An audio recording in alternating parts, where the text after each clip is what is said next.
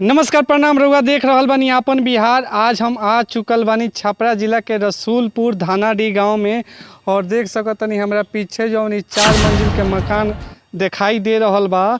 ई भोजपुरी के super star Khesari Lal Yadav ji के ई मकान है जौन की ग्रामीण क्षेत्र में बहुत बड़का मकान बनवावत है। जौन की रउआ देख सकतनी अभी काम पूरा फिनिश नइखे भइल।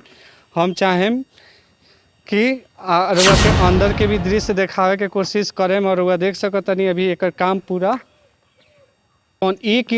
कहो एगो ईंट लागल बा जौन की खुद के ईंट के कंपनी उन्हें बैठल बा। रउआ देख सकतनी जौन 4 मंजिल के मकान बनल बाटे खुद के आपन ईंटा से ई निर्माण भइल बा। जौन की कृति उनकर खेसारी लाल यादव जी के बेटी के नाम है कृति, उहे ईंट लागल बाटे ए मकान में।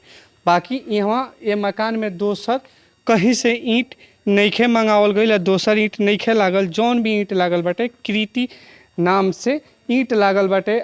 होने रउआ देख सकतनी ईंट के भी फैक्ट्री बैठल बाटे और ईंट के फैक्ट्री बना के ओकरा बाद घर के निर्माण करावल गइल बा।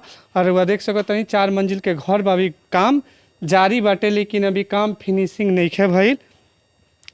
4 मंजिल के ग्रामीण क्षेत्र बाटे जौन कि इहें से खेसारी लाल यादव जी शायद ए पर दोसर घर रहे जौन कि इहें से खेसारी लाल यादव जी भैंस चरा के लोग कहेला।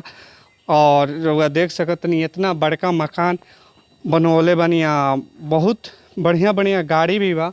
और भी हम दिखावे के कुछ प्रयास करें और कुछ ऊपर भी चल के दिखाए के कोशिश करें। रउआ देख सकतनी सीढ़ी बा जौन कि 4 मंजिल के मकान बा और ये मकान में हमरा ख्याल से शायद लिफ्ट भी लागी जौन कि हर सुख सुविधा एमे रही। और ये अभी पूरा रूप से तैयार नइखे भइल मकान।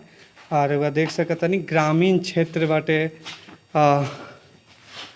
पूरा चारों तरफ धान खेत में लहलहाता। आई जनेरा बा जौन की गाय भैंस आज भी खेसारी लाल यादव जी के पिताजी मंगरू यादव जी गाय भैंस राखे नहीं, जौना के चलते ही जनेरा वगैरह की खेती बाटे।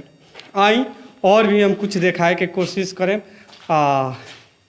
ये अभी समझ में ना आई कि आखिर ये बीच में काहे खातिर छोड़ल बाटे। तो एकरो भी कोनो न कोनो काम हुई, अभी समझ में नहीं किया, लेकिन पूरा बन गईला के बाद में समझ में आई कि आखिर एकर कौन काम बा।